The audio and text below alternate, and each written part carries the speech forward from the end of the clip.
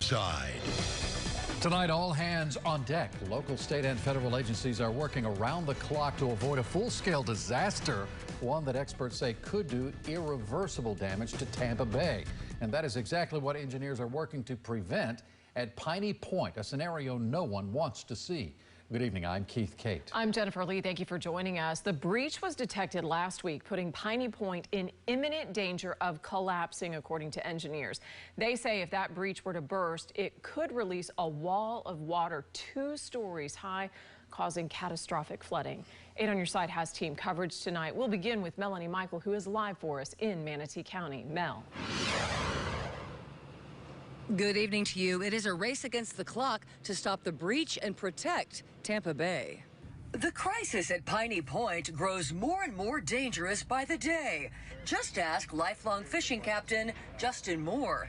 He describes the current situation as heartbreaking and terrifying. Being a fishing guide, you kind of, you learn to work around certain things, but I think that, it really bothers us all to see keep seeing the ecosystem go through this vicious cycle.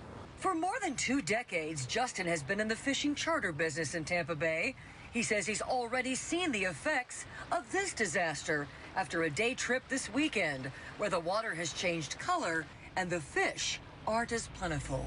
And it definitely was not normal water conditions, that's for sure, especially with 70-degree water temperature. It typically should be pretty clear, and it was not. It was far from that. Piney Point is located roughly an hour south of Tampa, where a sizable breach was detected last week in this large reservoir pond. Critical efforts were carried out beginning Friday to no avail, and a state of emergency was issued by the governor. Congressman VERN Buchanan says he's angry about what he's seen.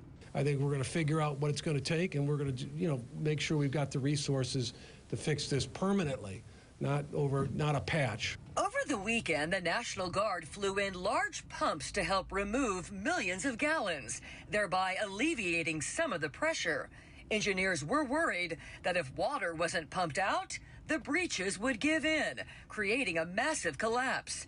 And in that water, a high nitrate count that could contribute to a toxic algae bloom, specifically red tide, bringing with it catastrophic conditions. Well, we have to take these things seriously because this cannot continue. Not for my kids' sake and their kids' sake. We won't have anything left. So at this point, it is indeed at this hour a watching and waiting game as federal authorities and federal agencies are bringing in more supplies to stop this breach from bursting. I'm Melanie Michael, live tonight in Manatee County. 8 on Your Side.